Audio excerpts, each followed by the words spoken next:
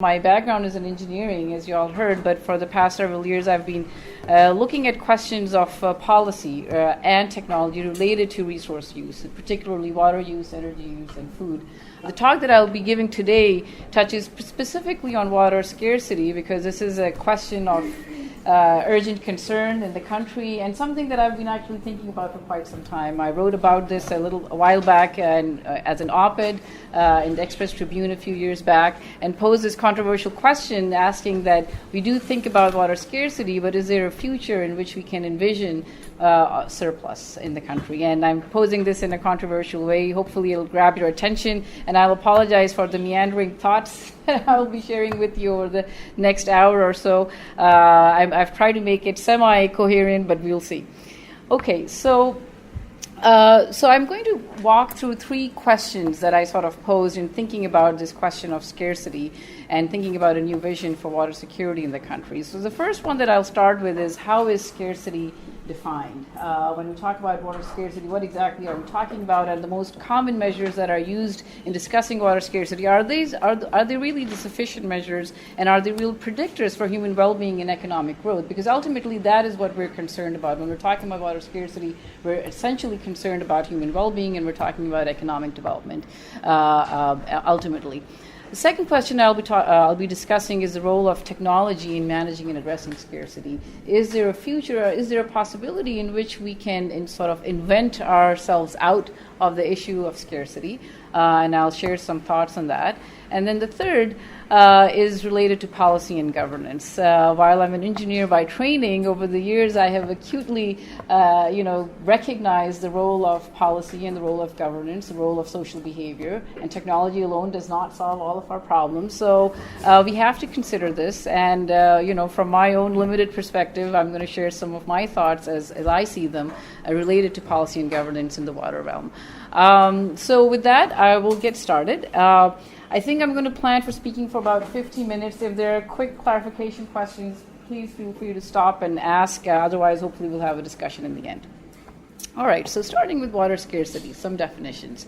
So probably when you pick up the newspaper or you read some blogs or op-eds or other articles, you'll most often encounter statements such as, Pakistan is close to reaching, water stress or absolute scarcity and so forth. Where are all those statements or terms coming from? Well, these are three terms that I will share. They have been defined by the UN, and this is how they are defined. So water stress is defined for a country when its annual freshwater renewable water supplies per person are less than 1,700 cubic meters per year. Okay, so this is just a definition that the UN has provided. Similarly, for water scarcity, it is defined when the water supplies are below 1,000 cubic meter per person, and absolute scarcity when it is below 500 cubic meters per person. Where do these numbers come from? They come from various studies and various analysis where hydrologists and various researchers essentially determined that in order to meet the needs for food production, human well-being, so on and so forth, you need at least 1,000 cubic meters of water.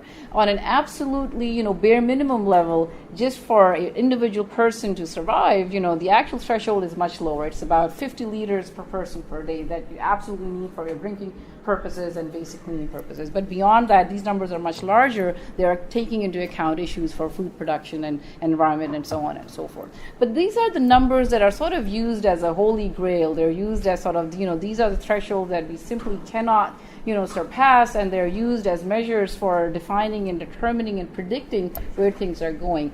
Is that really the right way of thinking about it? Perhaps and perhaps not. So let's see where things go when we use these definitions. So typically water availability is defined as the total renewable resources per inhabitant. In Pakistan, based on FAO's data, they're about, I'm going to round up the figure here, about 247 billion cubic meters per year. These freshwater resources are fixed. There's no new water that is being mobilized. This is what we have, okay?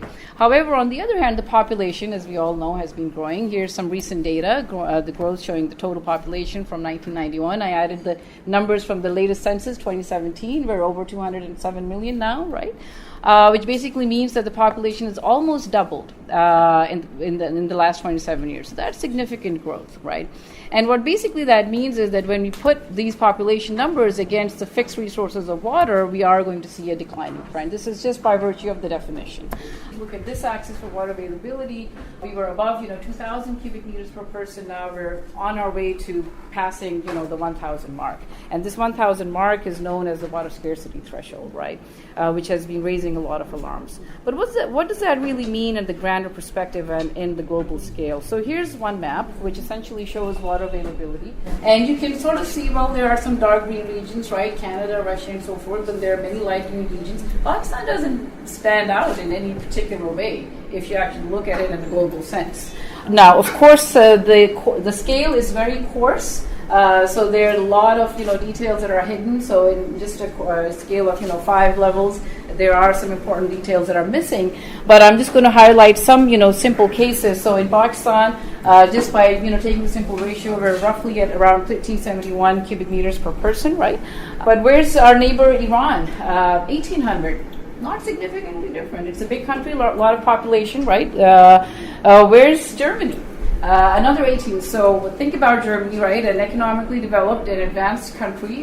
Certainly, high level of quality of life and so on and so forth. But they don't have tremendous amount of water resources per person. They're making use of the water resources in different ways. So what does that mean? I think what that basically means is that while on one level it is important to be cognizant of the issues of declining resources per person, but that is a natural course that will happen whenever there's population growth in a country, number one. Number two, there are countries around the world that are actually doing economically just fine with modest amounts of freshwater resources per person. And then number two, it is also important to think that when we make projections for the future, we shouldn't be thinking just in linear terms. So here's a lesson from history that I always like to share when I'm talking about this. This is a picture from a study that was published by a National Academies of Engineering study in 2008, showing how the U.S. withdrawals fared over various decades in the last century. And what you can see is that around 1940s, 50s, and 60s, the water withdrawal in the country was increasing, steadily, and that was essentially raising a number of concerns as to where all of this will lead to. And there were projections that were made starting from late 1960s and then going on to 1970s as to what the future requirements of the water withdrawal in the country would be if things continued along the same trajectory. So if you look at these lines, if you backtrack them, these are the points in time when the projections were made, and these dots show the end year to which they were projected to. So you can certainly see that there were all these projections being made, which were very alarming. That how on earth is the country going to sustain this level of activity? But what happened in reality?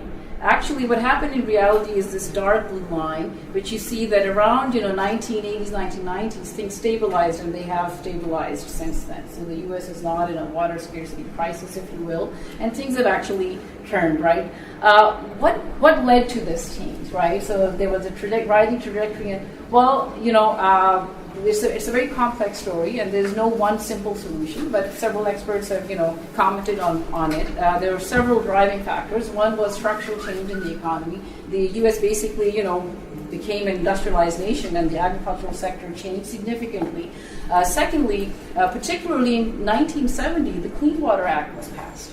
And the Clean Water Act was actually not about reducing water withdrawals necessarily. It was about cleaning the water that you put back into the water bodies. So if you're an industry, if you're a municipality, whatever water you're withdrawing, you withdraw it, but when you discharge your wastewater, you better clean it up before you put it back. This was the Clean Water Act. Essentially, it imposed policies and standards on wastewater use. What that did was actually, it created an unintended consequence in a positive way that especially industry, which was using a lot of water, realized that it was much cheaper to draw less water to begin with, so that in turn they will have less water to treat and then put back into the water bodies. So particularly in industries such as the steel industry and so forth, that was tremendous user of water, they had 8-fold reduction in water use and so forth, because it just made sense for them. But it's not that the water became expensive. It's just that the wastewater that they have to discharge have to be cleaned up, which they have to bear the expense for.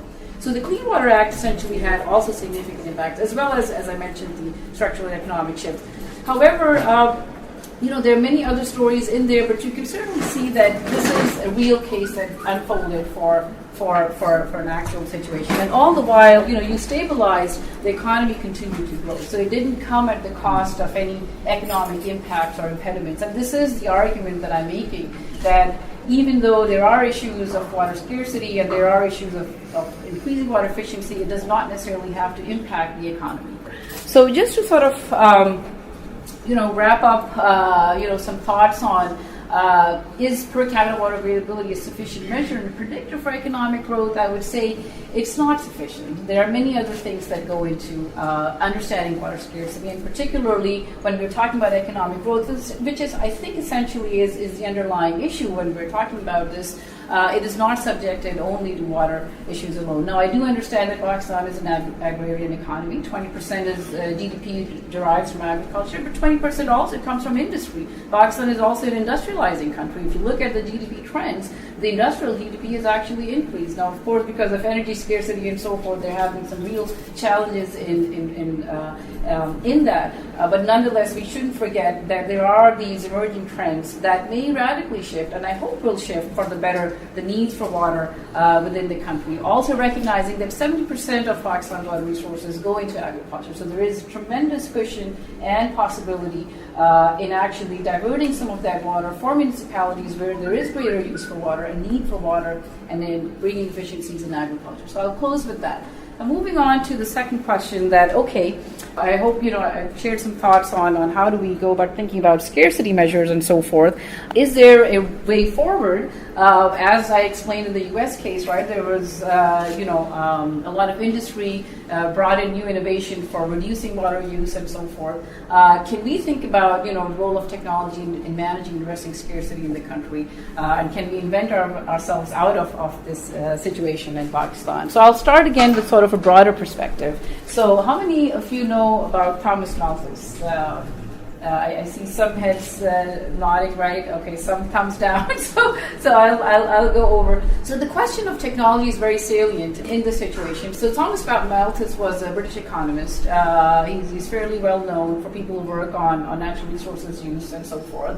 And he essentially observed acutely that human populations grow geometrically or exponentially, whereas land on our planet is finite, and essentially that land that we can acquire for cultivation grows arithmetically. So if you think there's one curve that's going linearly and one curve that's going exponentially, eventually we're going to run out of land, we're going to run out of finite resources, and that's going to bring the population collapse. We're just not going to be able to sustain the human population because our resources are finite and limited.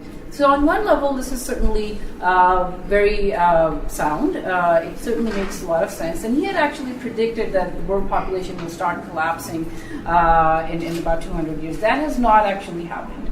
What has happened is that technology and innovation has consistently shifted, the curve of production and productivity and yields. And so far, we have averted the predictions that Thomas Malthus made. Will this always be the case? Probably not. I think in some cases, we are hitting, some barriers. We are hitting some limits to growth, absolutely. But by and large, technology has actually played a major role in allowing us to continue to use our resources more and in some cases more efficiently. So here's the plot at a grand scale of human population. So here's the sort of first agricultural revolution. This is sort of organized agriculture 10,000 years ago for human civilizations. And then you can sort of see the human population increasing, and the 21st century essentially just shifted the curve entirely. And what has led to that, a lot of people think it's because of the second agricultural revolution. Essentially abundance of food,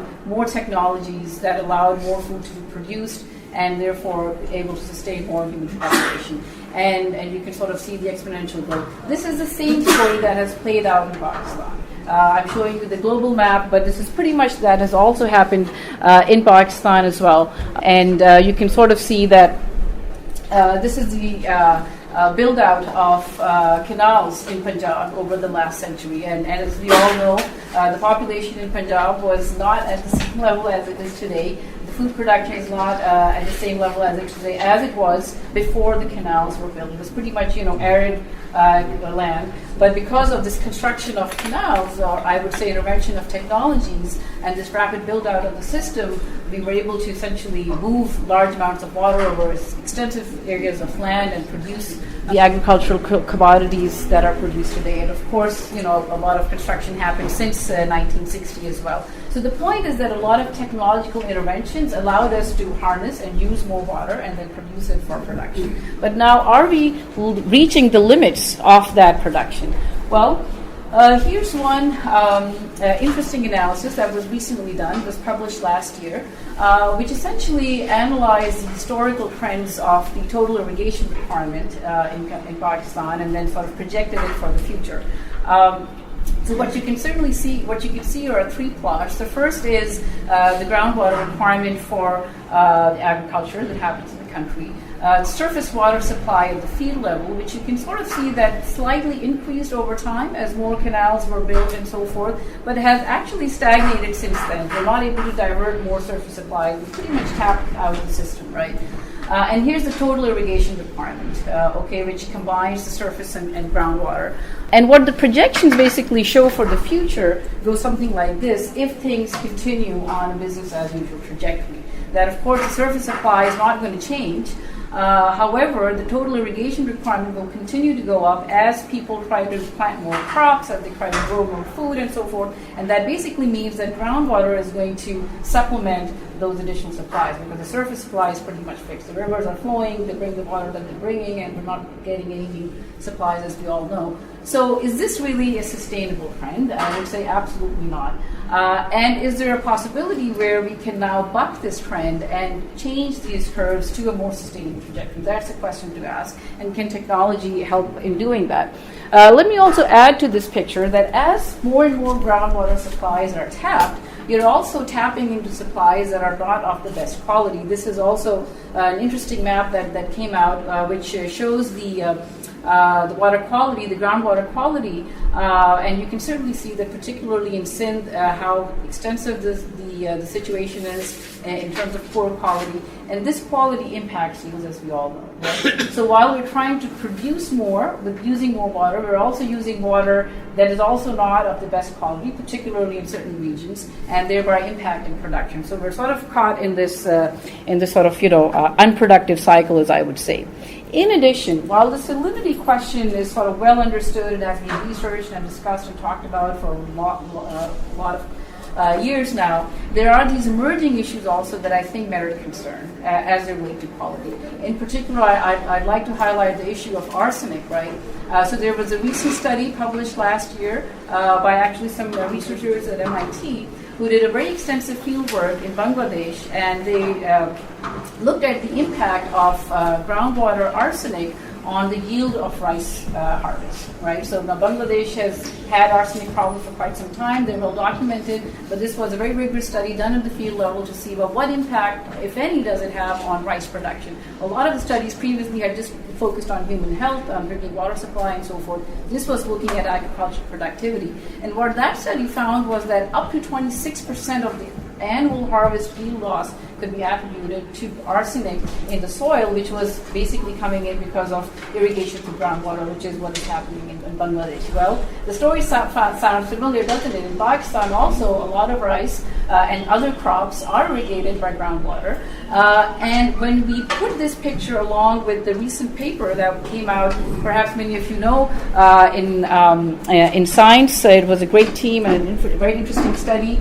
It came out last year, which essentially showed through extensive data samples of about 1,200 groundwater wells in the country, showing that arsenic levels are extremely high and actually exceed WHO levels in several areas. So this was a very, I think, interesting and important finding. I'm sure there's probably other work that's happening. This is a picture from that paper essentially detailing the levels of arsenic. By the way, so the WHO guideline is 10 milligrams per liter, and you can sort of certainly see all these yellow, red, and purple dots that are pretty much all over the country.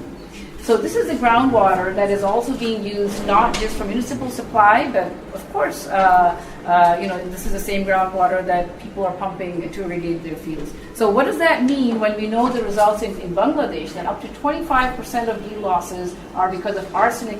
So I think there are these emerging, there's this emerging knowledge that needs to be sort of looked at in more detail. Of course, the study that I'm citing is from Bangladesh. I think there should be work that should be done here to really understand what are the implications of Pakistan, and going beyond the traditional measurements of salts and salinity and so forth. There are these other contaminants that have historically not been adequately looked at or understood, and they apparently may be causing significant dents in the production, right? So while we have so focused a lot on water quantity, right, we do talk a lot about the scarcity issue, we do talk about, the water availability, but I do think the quality issue needs significant attention, and by addressing the quality issues, understanding it better, and mitigating better, we may have higher levers, perhaps, in certain areas particularly, to actually impact yields in a positive way and increase production and so forth. Okay, and how do we impact this quality? Well, here's the role for technology. Okay, so here's where technology can potentially come in. Now, the good news for when we talk about saline groundwater is that brackish groundwater is much easier to desalinate. There are all these technologies that are out there that are cheaper. They are much mature and being used in a variety of countries around the world. They are also, the recovery rate for brackish groundwater desalination is much higher than seawater desalination. I'm sure many of you are aware of seawater desalination systems. They're used extensively in the Middle East for municipal supply. But brackish groundwater treatment is something that should be closely looked at, particularly in a country like Pakistan, where groundwater plays such an important role. Secondly, some of the most common and promising technologies for desalination are reverse osmosis, electro dialysis. I'm not going to go into detail, but I'm just highlighting them that these technologies are now well developed and mature. Previously, these technologies were very energy intensive, particularly reverse osmosis. These are membrane-based technologies, very high energy demands. Now they're almost reaching sort of the thermodynamic threshold for energy efficiency. So you need about 0.86 kilowatt hours to remove the salt from cubic meter of water, and now they are operating at 1.5 kilowatt. So they're almost reaching the best physical limit that you can get. So they're not as energy intensive as they previously used to be. There have been a lot of improvement in these technologies, and they are being adopted globally. Secondly, electrodialysis. This is another type of technology that has been used at a large scale for treating brackish water, particularly in Japan and so forth. Now, the question is, a lot of the treatment, of course, has happened in municipalities for providing drinking water supplies. And when we start talking about agriculture, we are really talking about a different scale altogether. So I totally do understand that.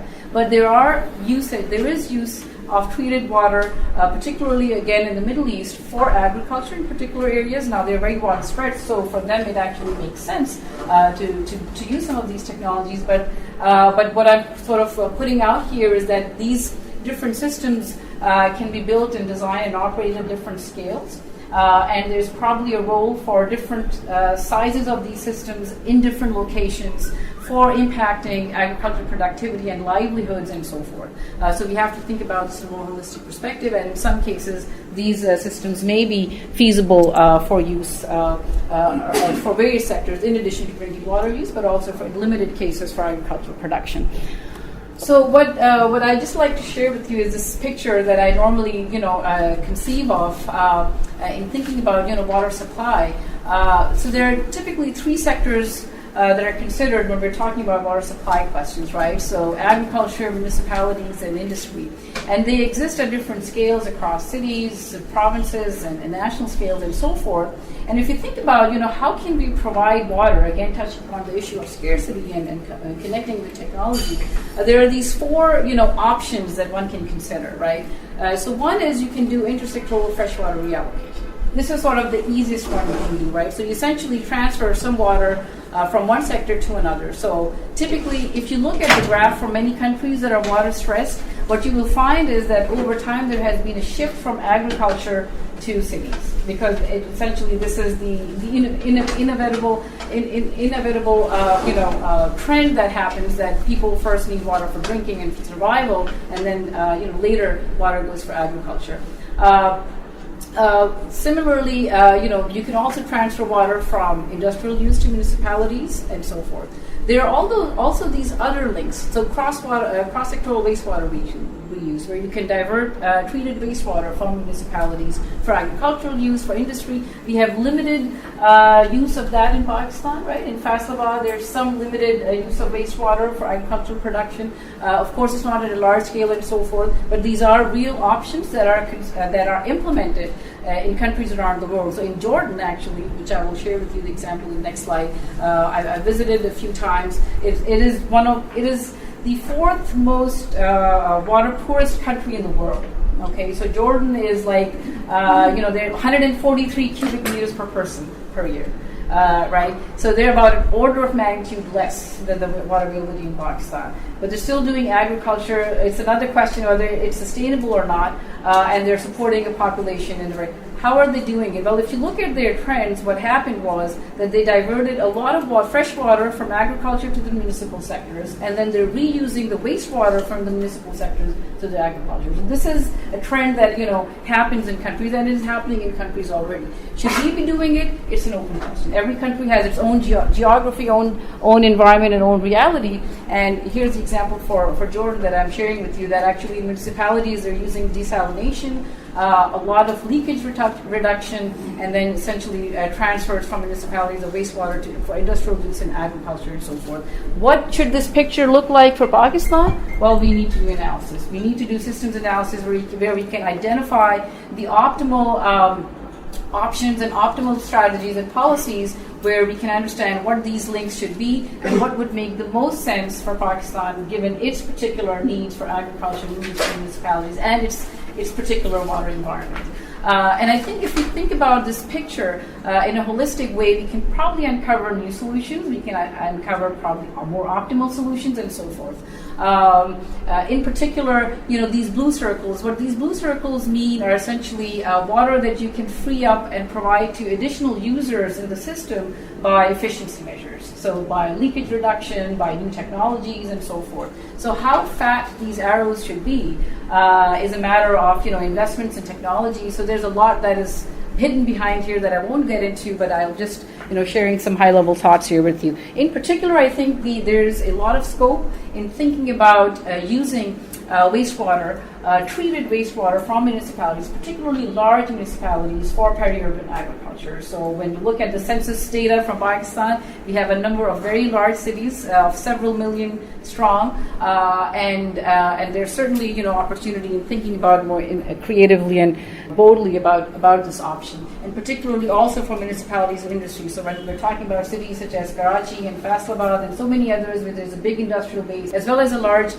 domestic use of water, there are certainly opportunities for treating the water and then reusing it for industrial needs and so forth. So this is what I will just sort of share on the technology issue. And then I'm going to move on to thinking about policy and governance. What are some policies needed for addressing water scarcity? I don't have the solution. I'm just going to share some thoughts here. And then also, importantly, how has governance impacted scarcity? I've also shared some recent work that we've done in looking and understanding this, looking at this question and trying to understand it. Okay, so I'm going to first start with actually sort of the national perspective when we're talking about policies, and I'm going to start with trade. I'm sure many of you may be familiar with the issues here. I'd like to highlight them because I do think that they're very critical and important. This is a paper that came out almost 3 years ago, and this was very interesting. If you notice, so what this paper essentially showed, what this study showed was how the trade in agricultural commodities, what the trade in agricultural commodity means for water transfers between countries, right? So when we're using water to grow various crops and produce various outputs, and then essentially export those outputs, essentially we are exporting the water that was locally available in the country in a virtual way to other countries that are now using those goods.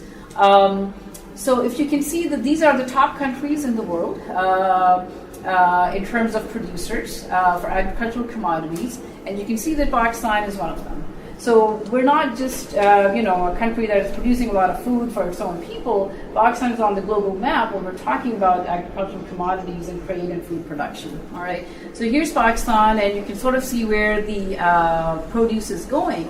But what does this really mean for Pakistan to be on the map and for it to be exporting a lot of water when we're seeing all those unsustainable trends in the trajectory, and particularly for the groundwater withdrawal? I think that really needs to be put in perspective and understood and looked at. So what has really happened, if you look, so here's a very telling picture. You can sort of see Pakistan right here. And you can see all the shipments of agricultural commodity and, of course, the implications for water. Going here, so here's Pakistan, and it's exporting a lot of rice and other cereals to Western Africa, East Africa, of course, Afghanistan, Iran, and elsewhere. So you can certainly see that there's a big sort of node in the map here. So you can, I hope you can appreciate that this is really significant. It's not just a blip. There's a massive amount of trade that is happening, and the implications of water use in the country, and what does that mean for sustainability and so forth. Okay. Wheat, you can see certainly, the U.S. is a major exporter, providing wheat exports to a number of countries, but certainly for rice, you can see the importance here in this map. Okay, so just to sort of, highlight this point of global importance, this was a recent study that came out talking about, global food security, and Pakistan was mentioned as one of the major leverage points for thinking about global food security, because as it is a major producer of food in the world, not the largest, but one of the key countries, and the food is produced through largely by irrigation. When we're thinking about global food security and we're thinking about global water security, Pakistan is a country that shows up on the map. All right. So while we need to think about policies that are important for our own provinces and for the country, the point I'm trying to make here is that we also have a global presence when we're discussing agriculture, when we're discussing water, and we should be thinking also about globally that how can we play this role in a more sustainable way and be a part in the global spectrum of thinking about global water security and food security. Okay, so coming down to the next level. I talked about trade. This is the extent to which I wanted to go at, which is certainly something of national concern. I'm going to not talk about more local level issues, and particularly focus on the provincial scale, given the autonomies that the provinces have, and that the fact that the water is largely managed at the provincial scale, and so forth. Okay, so here's one summary for Punjab. I'll start with Punjab being the most populous province, the largest province in terms of population in the country, and also the population that produces most of the agricultural production. And essentially the verdict is that while the agricultural sector is pretty large, by and large it has been stagnating. There have been yield increases in the number of crops and so forth, but by and large, if you look at the amount of inputs that are needed for producing the outputs, those inputs are actually increasing. So the sector is becoming more and more inefficient. So some of our analysis that we did showed that the direct energy intensity has risen 80% over 20 years in Punjab. I should have put actually a reference. This was a study that we did at MIT looking at energy use in agriculture in Punjab. And what we found was that direct energy intensity, which is essentially the energy used at the farm level, so energy being used in tractors and groundwater pumping and so forth, it's pretty significant. The fertilizer use intensity has risen 85%, and total crop production has increased only 31%, right? So while we are having to pump in more and more inputs, the output is not at the same level, right? So we are essentially stagnating. The cash crops, have shown yield increases, but there are many other crops that have either declined or have stagnated in terms of yields, okay? And at the district level, there's actually significant variability. Some districts do very well, while other districts have actually been receding in terms of performance. This is just an excerpt from Dawn. This is from the paper that I did, so this is from 2013, a little bit dated, but you get the picture in which they essentially stated that the declining performance of the sector and increased cost of inputs, the cost of food per head in the province has gone beyond 3,000 rupees. So essentially the verdict is that the agricultural sector is not really performing at its full potential. And within this sector, there is a tremendous variability. So here's a plot of rice yields that I made, starting from 1987. This is showing up to 2011 for Punjab. And these box plots essentially show you the minimum and maximum yields across districts, and the red line shows you the median or the average. So you can get a sense of, the variability. So some districts have very low yield, while some districts have very high yield. So this is data across 33 districts in Punjab for each year. Okay, so there are some things that you can note. One is that over the years, this red line, which is the average yield in the province, has been slowly and steadily climbing upwards, right? So there is that slow increase overall, on average, in the province. But what you also find is that there's still a significant, disparity, and in fact, in some cases, the low points are still pretty much low. So some districts have just not been able to get ahead, while others have, significantly improved. So is that an adequate use of resources? Now, of course, we all know that yield is impacted because of soil quality, water availability. There's so much of the environment that goes into this. But if we consistently see this pattern, what does this tell us? What does this tell us for planning and policy? Should we be growing rice in regions that are just not designed to be growing rice? So on and so forth, right? So one key point is that while we make policies at the provincial scale, the provinces are pretty big. Pakistan is a pretty big country. So when we're talking about the area of Punjab, that's actually, I don't know how much that is, but it's pretty significant. So there's a lot of variability in terms of soil condition, environment, and so forth, and we should really be leveraging that variability for optimizing our production and thinking about policy and so forth. Similarly, the same story is for wheat. You can see, here's a plot that we made for wheat yields, and you can see that for certain regions it's not as much, and for other regions, it's 3 times some of the other districts. So there's, these optimal places and optimal regions that are perhaps better, and some others are not so much for production, and we should be very careful in thinking about diverting our resources of water and many other inputs as we go about our business of agriculture.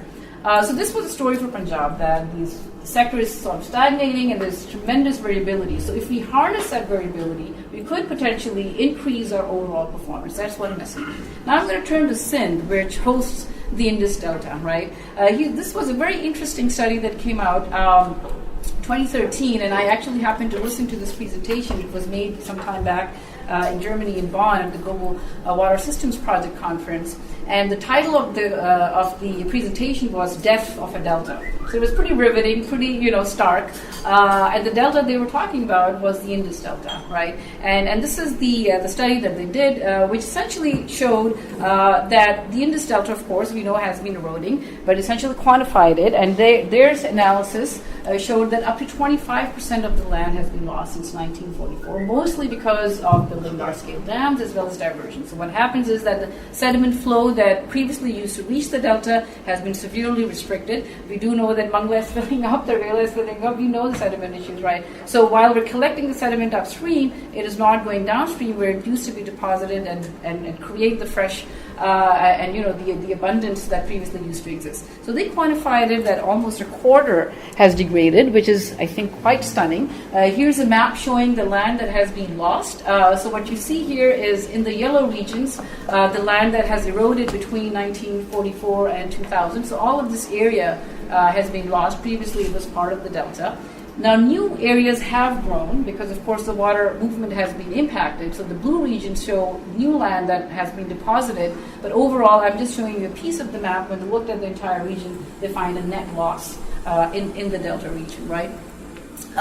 So what does that mean? Well, that means that agriculture in Punjab is stagnating. The delta in Sindh is eroding. And of course, I can show you pictures of, the forestry situation and KPK and so on and so forth. So what that really means is that we need a fresh look and really, I think, a bold and an ambitious strategy in thinking about how do we, manage these water issues in a more locally specific way. So I'm just going to share some pictures that KPK, right, has the majority of the forest lands in the country, which has an impact and implications for water. Balochistan, right, is the province that has the most minerals. Why am I highlighting Balochistan? Not a lot of agriculture. Certainly we do get some nice cherries from there, but it's not the major, minerals, right? And a lot of mining activities require water.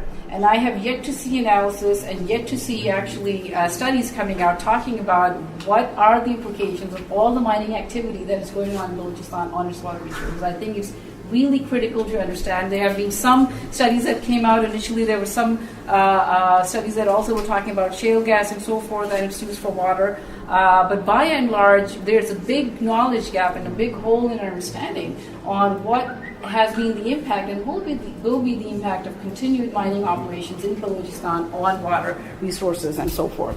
Okay.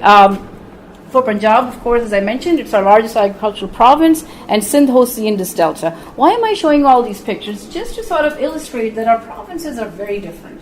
So when we talk about agriculture in Pakistan, it's a much more complex story. When we talk about water in Pakistan, it's a much more complex story, right? And what I'm calling for, what I'm proposing is that we need basically policies, and we need to think about strategies that are specific and strategic to the specific provinces. So, for instance, for Sindh, I would actually, be very interested in studies and an evaluation in which one can look at how can we divert perhaps some of the fresh water, reduce some of the groundwater that is saline groundwater that's being pumped, and actually divert it for restoring the delta in the Indus, which in turn may increase the fisheries, which may in turn increase the protein production that the delta can provide, and overall may bring more economic benefit and more value from the delta rather than doing low value stagnating agriculture in the province. So the provincial authorities should deeply, think about their provincial share that they get and how can they best use that. Should they be diverting it to a low-performing sector, or can they,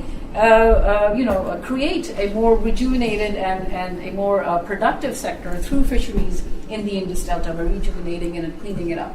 Secondly, for KPK, of course, where the forests are, ecotourism is a big deal. I won't go into details of that, but what is currently happening is that there are no policies to protect our forests enough. There's tremendous degradation. I've been going to the northern areas ever since I was little, so I see for myself firsthand. It's all gone. I see firsthand what the status is. So that is extremely, I think dangerous, of course, from an environmental disaster perspective, but from a productivity perspective, it's lost opportunity, and one that really should be looked at in serious ways. That should all the agriculture that is happening in KPK, as well as its share, where is it best used and where is it best diverted? Can we do sustainable forestry, sustainable harvesting of timber and trees and so on and so forth, as well as sustainable ecotourism and so on? Balochistan, as I mentioned already, the impacts of mining and water resources, I think is absolutely critical and important. And Punjab, still hosts a tremendous potential for increasing its productivity. It is the fertile plain. It is the plains where the Indus has been depositing its sediments for millennia, and where there's tremendous opportunities for improving and harnessing the variabilities that we see and increasing overall production. So in the end, what I'm going to do is close with some thoughts, some overall thoughts on inclusive development. We've started some work on looking at and thinking about large-scale systems. So when we're talking about dams, we're talking about canals, and we're talking about major investments, we typically evaluate these systems through cost-benefit analysis, and typically the cost-benefit analysis is done at the national scale. We look at the GDP impacts, or maybe at the provincial scale at best. But there is no analysis that is done at a population distribution level. That how will different groups be impacted? How can perhaps we make investments that can more adequately address the concerns of different population groups?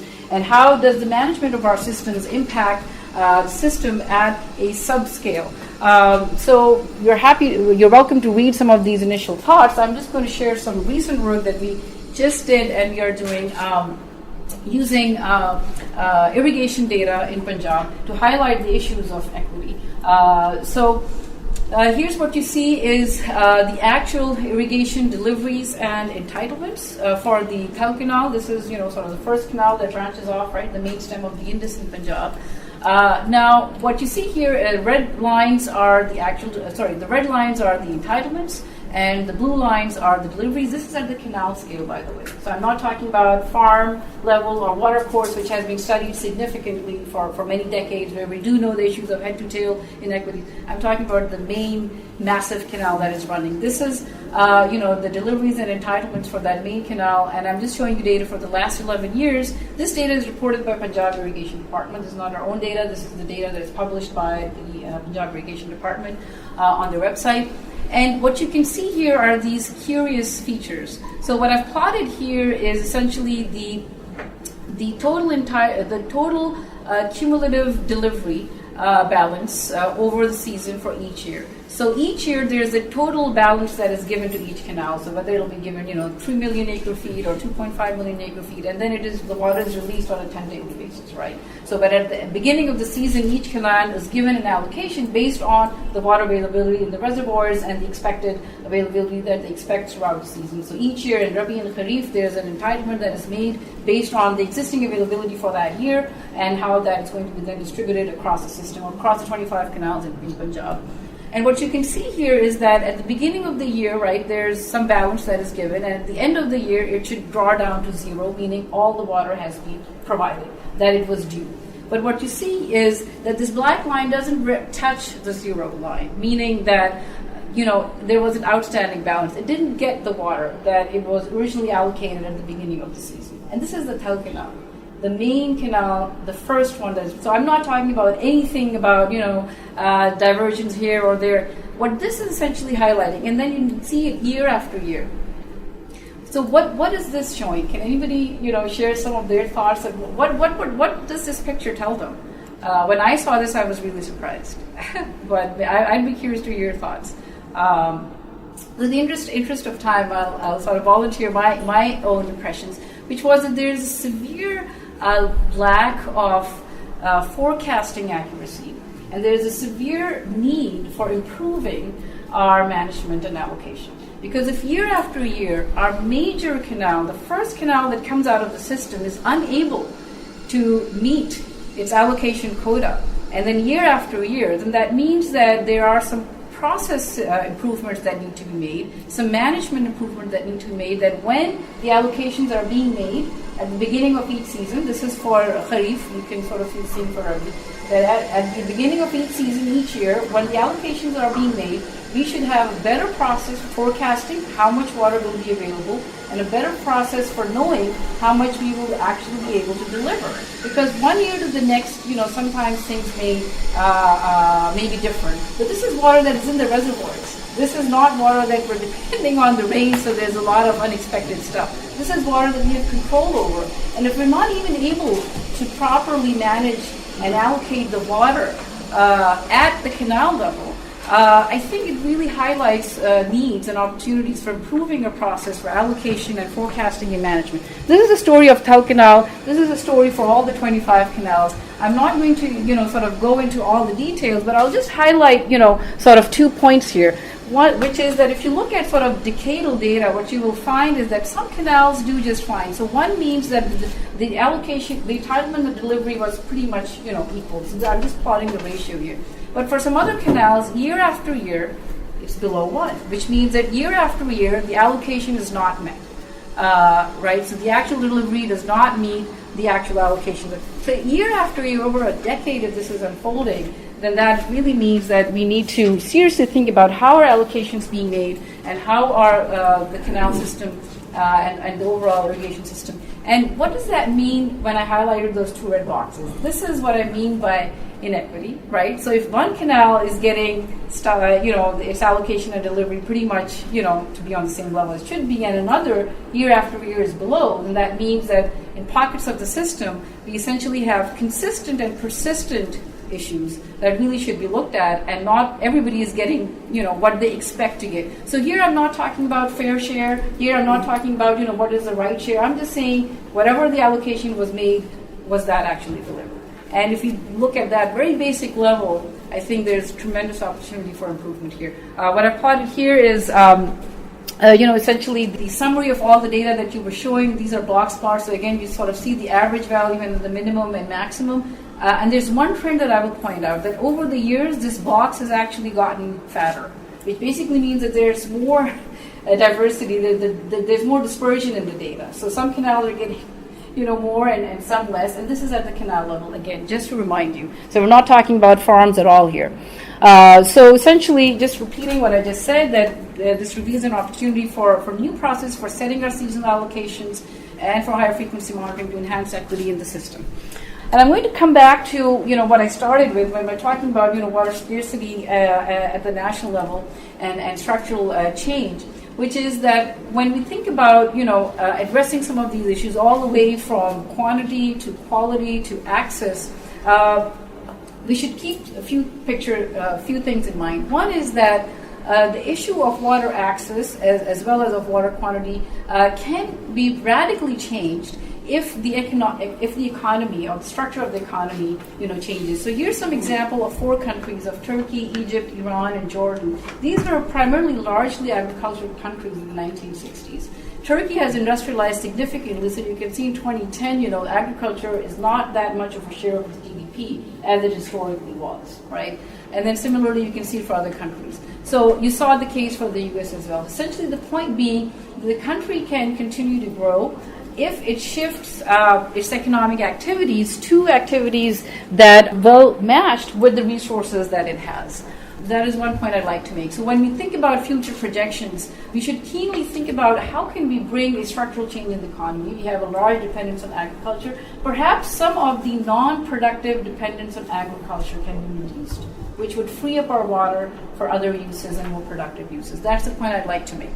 And then how do we free up this water? How do we reduce this non-productive use of water, if you will? So here's a story that I saw in the Daily Times. This was published 4 days ago. I was flying to Karachi, and one of the newspapers that was given to me in the plane, and it was very interesting. So here's a snapshot of that news story, which was essentially talking about the lives of dwellers in the Indus Delta, and how difficult it is for them to get by. They're living on the delta, and they have barely any access to water. So this is a story of this one farmer who essentially keeps livestock, camels and others, but he has to take his boat to, I think, Gati Bandar or something in Karachi, and he has to bring fresh water for his family, and it's just very hard living. But the last paragraph shows us the key for how do we bring about this structural change in the economy. So the farmer says, there's so many problems here, it's very difficult for me to consider leaving this place. Moving permanently requires a lot of money. This area belongs to my forefathers, and I was born and raised here. I don't have any other skills except for fishing. So if I move somewhere else, what will I be doing there?